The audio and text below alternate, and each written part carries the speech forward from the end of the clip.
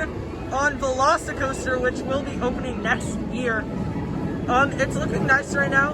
I feel like I see a train. I don't know if I do, but there's all that track. That looks awesome. And Hulk is right there.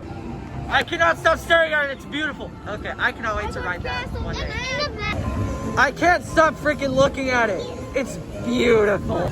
A lot of progress right up here. You can see a lot of people working on it. There's part of the track right there. Yeah, you can tell that they're working on it. Looks like it's gonna be an awesome ride. I cannot wait. So guys, we're approaching it. The whole construction site is right here. Man, this is gonna be an awesome ride. I cannot wait for that to open. More Velocicoaster! It looks nice. I don't know why there's stuff over the track, but we'll see. It's looking nice. It's gonna be an awesome coaster. I can guarantee that.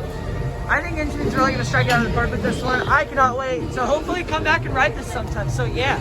So averagely, to be safe, you want to go 1,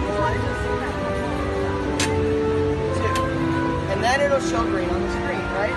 That's a lot of room, right?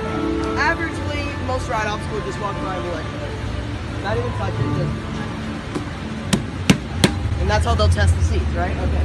Now, for some reason, when they see coaster enthusiasts wearing shirts, here's how they do it. So we go 1, 2, that's safe. We want to go one more, just not make it so obvious. And then they see you and they're like, oh man, what are you doing? What's the trick?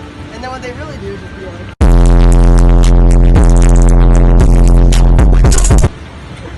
here we go. And then that's what they do. All clear.